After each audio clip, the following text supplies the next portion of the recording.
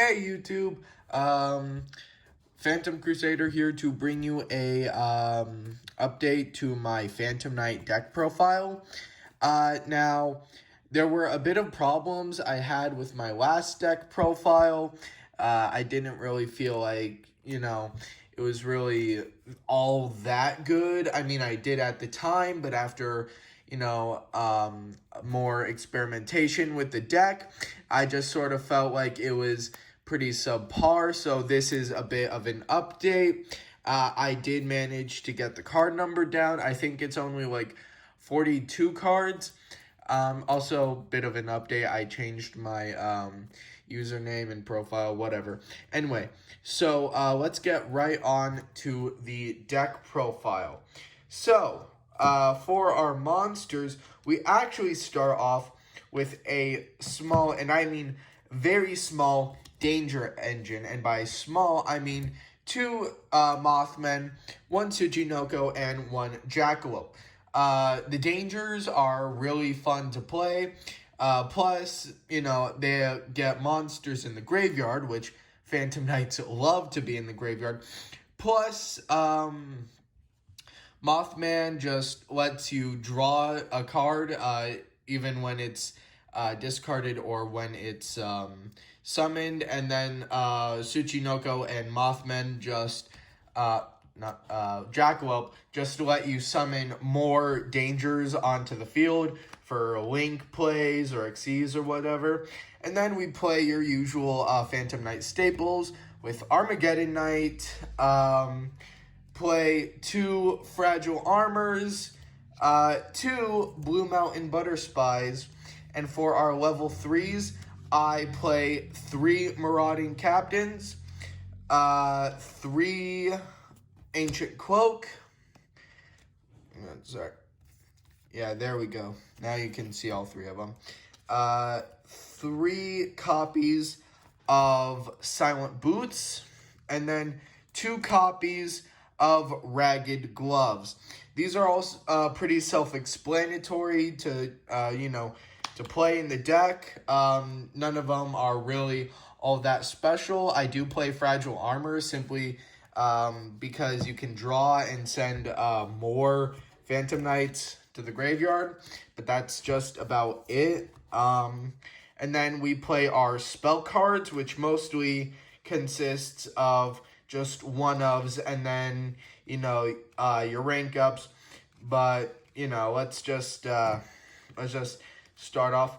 We play one Raigeki, one Rhoda, one Foolish Burial, one Burial from a Different Dimension, one Monster Reborn, two Phantom Knights Rank Up Magic for that Dark Requiem right here.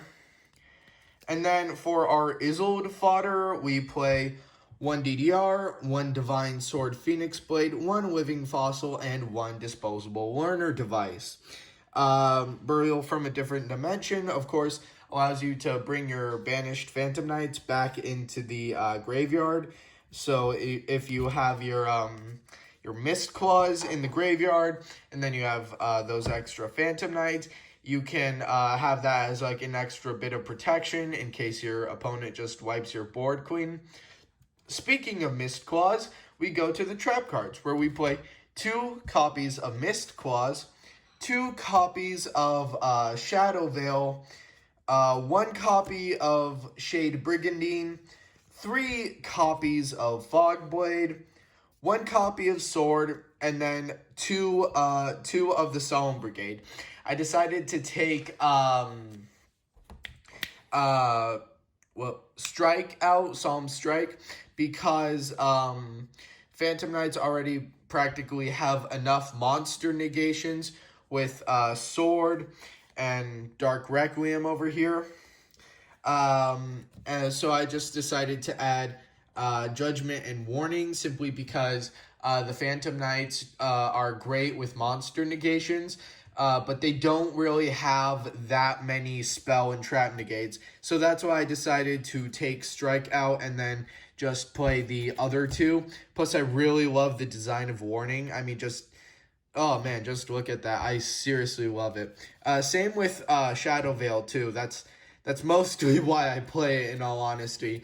If you play a Phantom Knight deck, you can honestly just get rid of that card. I just mostly play Shadow Veil because, because I love the design so much. And then we move on to our extra deck. First off, we start with our Link monsters with Bujinki Ahashima. It's really great. It's a one. I'd say it's a one card Xyz, but in reality, you need 2 cards to summon it. So I'd say like it's more of a 3 card Xyz.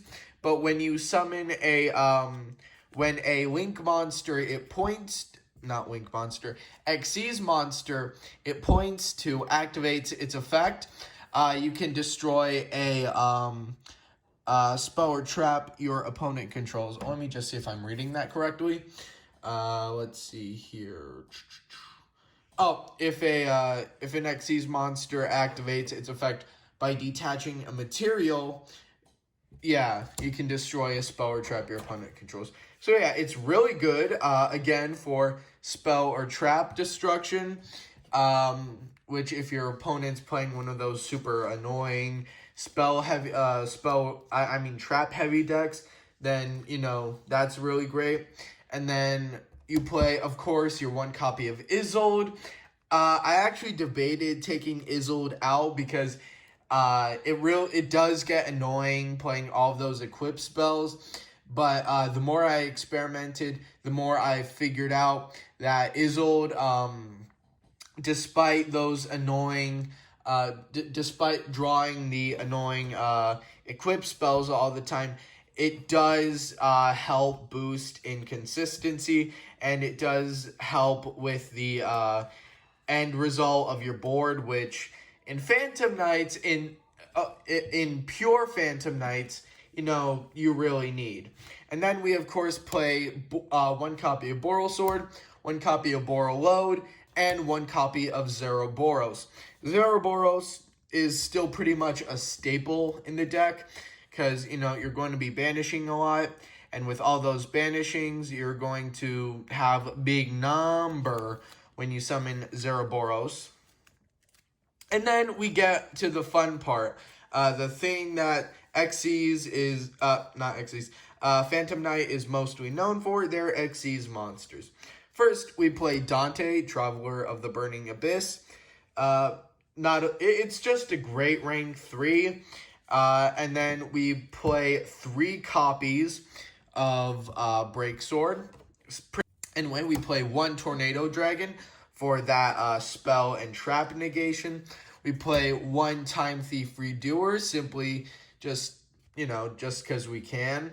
And then we play 2 copies of Dark Rebellion, and then 2 copies of Dark Requiem, which is the big boss monster that you want to summon in practically every round.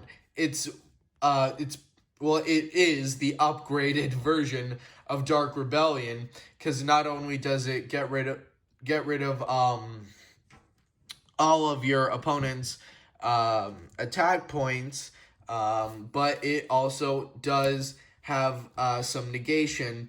Plus, if Rank Up Magic Launch is in the graveyard while Dark Requiem's in the field, and you have a Phantom Knight monster in your hand, you can activate Rank Up Magic Launch's effect to add another overlay material into Dark Requiem. So yeah, that's all we got here. I just wanted to make a quick video. I'm trying to pump out 1 video a month. And I was working on a Phantom Knight Orcust deck profile because I do love Orcust, but there were a few small problems.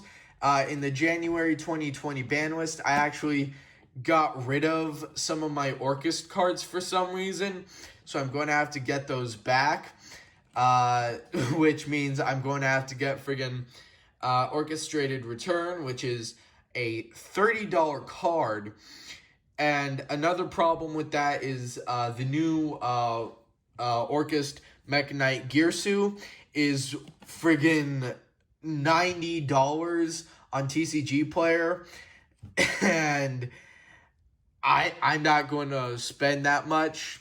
So, I'm going to keep working on the PK Orcust deck and just simply put in the title without Gearsu. Or I'm just going to see if just without Gearsu in the title. Anyway, so that was my updated Phantom Knight deck profile. I hope that you all enjoyed it. Again, I just wanted to make a quick video because, trying at least one video a month. And if you liked it, feel free to like and subscribe or whatever. And then, yeah, that's it. See you all later.